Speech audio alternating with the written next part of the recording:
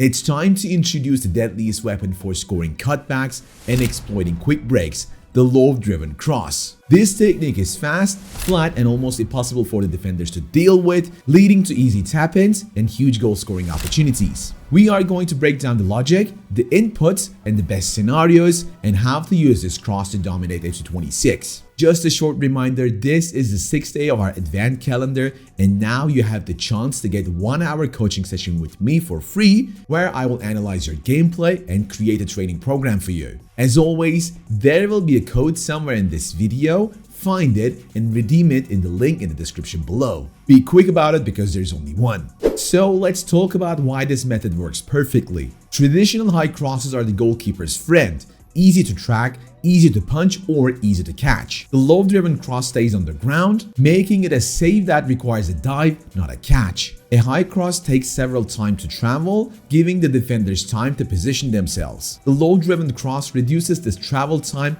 to less than a second. Crucially, this cross arrives at your striker's feet, not at their head. This means the attacker is perfectly set up for a first-time tap-in. It eliminates the complexity of aerial headers, dramatically increasing your conversion rate. Executing the low-driven cross is not that simple for starters. It requires timing and precision. To perform this cross, you must hold the R1, RB, and L1, LB buttons together, press the crossing button to power up, and then hit it a second time. Here is the hard part. The aim of this crossing technique is pretty much manual. That means if you aim carelessly with the left analog stick, you may never reach your target. This could also become a huge advantage since you can choose the player who receives the ball. Instead of locking the cross onto one player like with the normal low cross, you can decide to go for another teammate if aimed correctly. Unlike a regular cross, you usually need less power for the low-driven cross. Aim for around 1.5 to 2.5 bars of power. If you charge it over 3 bars of power, the cross can become a rocket that flies past your intended target, making it impossible for them to connect. Often just 2 bars is enough to sweep the ball perfectly to the penalty spot or to the near post runner. Focus on the quick input rather than overcharging. Before getting to where you can use this method, I want to remind you of our huge learning platform, the Guide Plus, which includes over 10 courses and 100 video tutorials throughout the entire season, and our Christmas offer.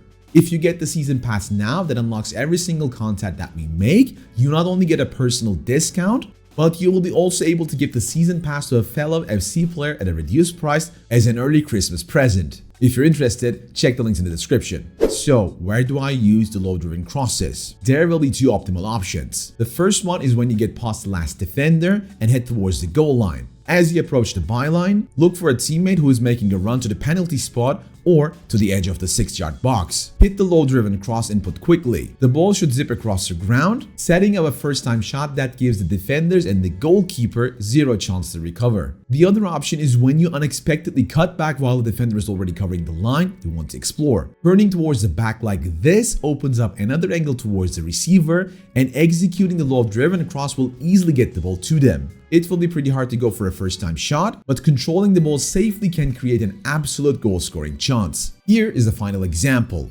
As I approach the wing, my opponent decides to overcommit towards the line, so I make a cutback. He now switches to the next defender, covering the passing lane, and that opens up the way towards my striker. I don't want to go for a normal cross since my striker is kinda short. That is why I send a powerful low-driven cross and the ball lands directly in front of him, which allows me to go for a first-time low-driven shot, and I score the goal.